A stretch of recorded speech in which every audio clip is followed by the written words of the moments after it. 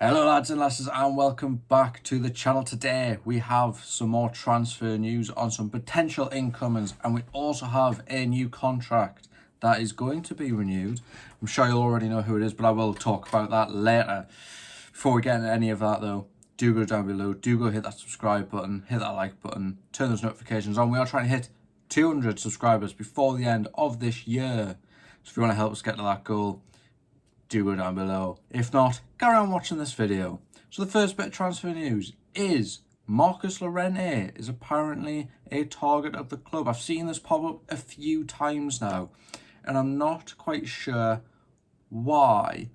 Not sure on his price. He is worth about 35 Great British pounds. Well, euros. 35 million euros. 35 Great British pounds would be quite a good price. But 35 million of those Great British pounds, not so much. He's 28, of course, at Villarreal. And the only bonus, I guess, to his game is that he is adaptive to the roles. Now, last season, he played in 6 different positions, mainly on the right side of midfield as a right midfielder.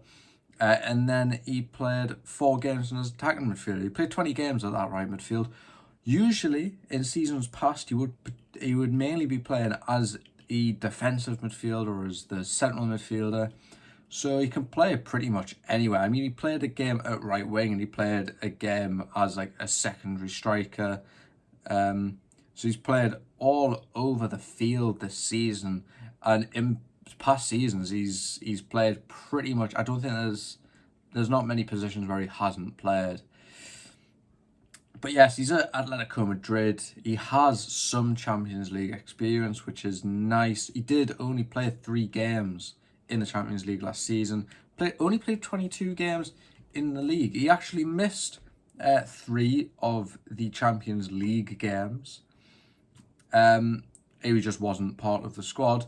He also missed 10 games overall with a muscle injury. Now, this was the last 8 games of the season. He missed 2 games of the Nations League finals with Spain. And then he also missed another 6 games where he just wasn't in the squad. And then he started on the bench for 2 of them in the league.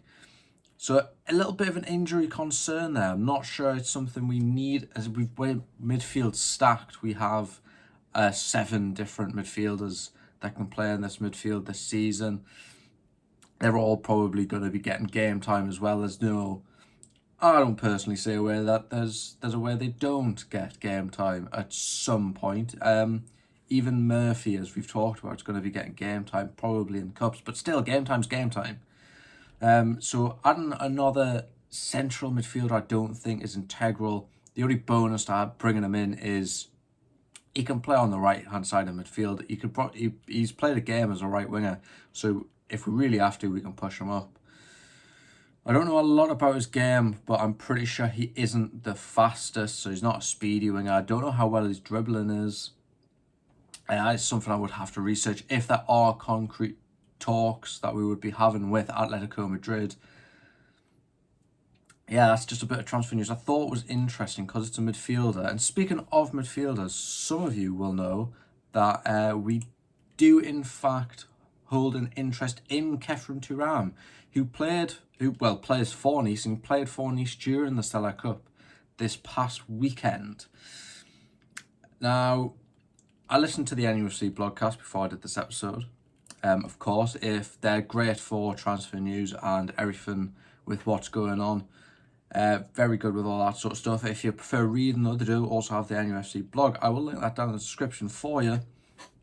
But yes, we were watching them while Nice played at St James's Park over the weekend. And according to Craig Hope, they weren't impressed with his off-the-work ability or his urgency. They weren't quite impressed with what he produced, his end product.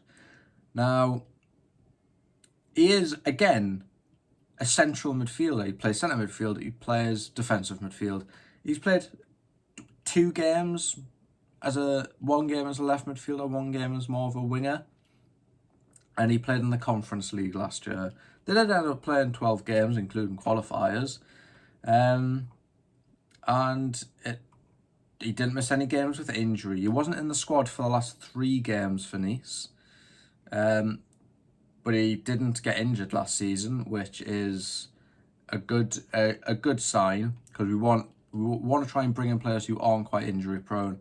And he's also only 22, so unlike Marcus Llorente, injuries aren't going to be that much of a concern going forward, hopefully.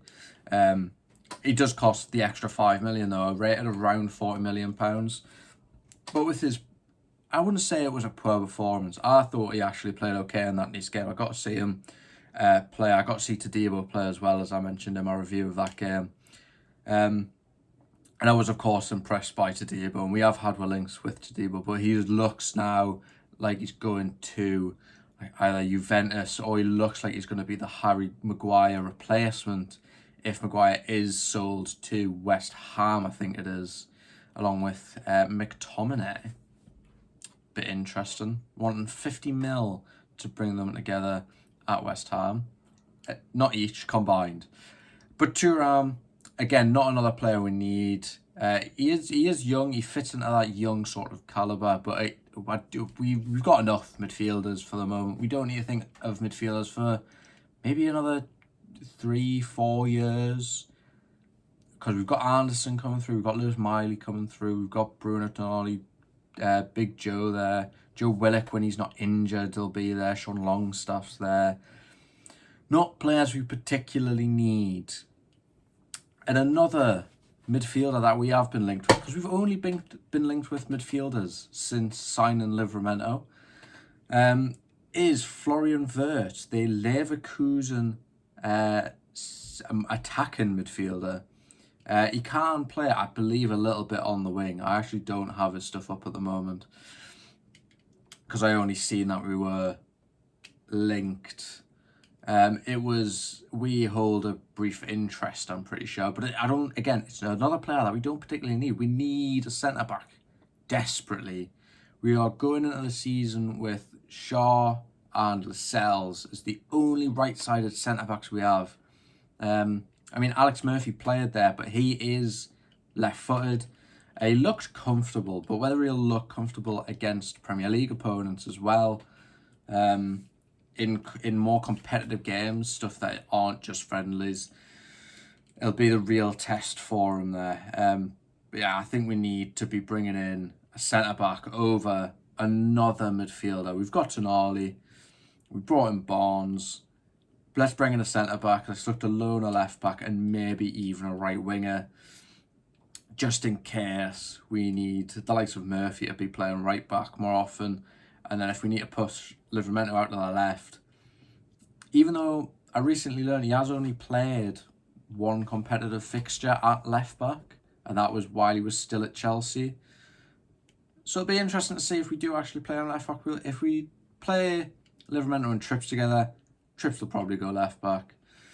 But that's a problem for the future that Eddie Howe has to worry about. That's pretty much all the transfer rumours. There has not been a lot. And the stuff we have had are midfielders, which we don't need. We need a centre-back desperately. Bring in the likes of Todibo or Soler or Lacroix. Anyone, really, at this point. Lacroix is one of my go-tos for the cheaper option, because, of course, we don't have a lot of the budget left. We've got 1 signing we can make. So it depends how much of that budget is there. If we've got to spare 45-50 million, Antonio Silva would be my first option. If not, Lacroix could be a cheap option, still only 23. But anyways, we'll see what comes of that. I'm sure we'll have more information later this week. I'm sure Livramento will be signed later this week. It'll be confirmed soon. He's completed his medical today. He completed it this morning. It was great news to wake up to.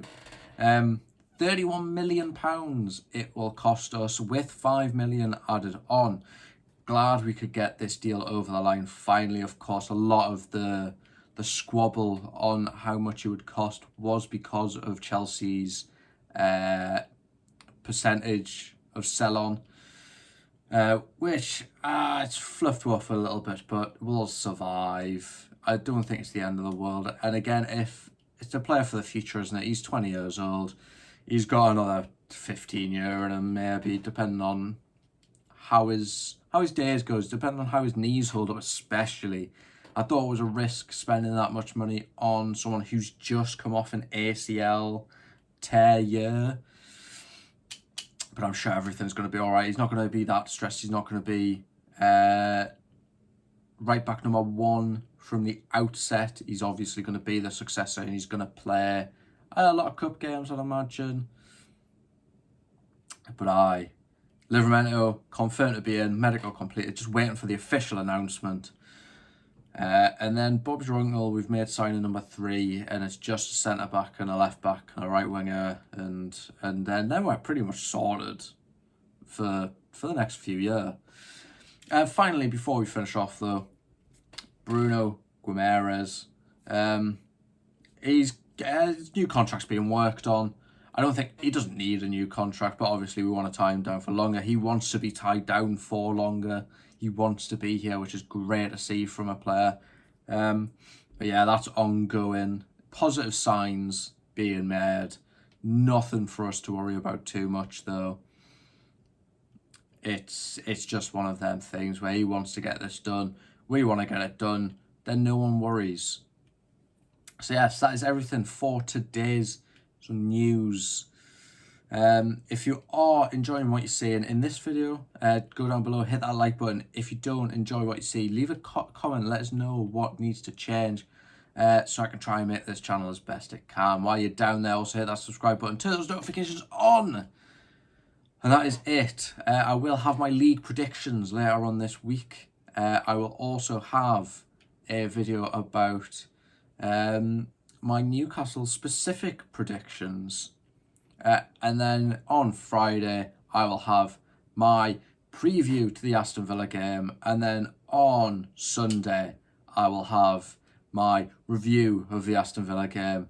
And on Saturday, you might actually get a video, depending on if I actually hit record. So look out for that. There's a lot of stuff coming, as usual, especially in the transfer window. There's news everywhere. Hopefully we make a new signing or we get some solid leads somewhere else. But apart from that, I'll see you in a bit, pal.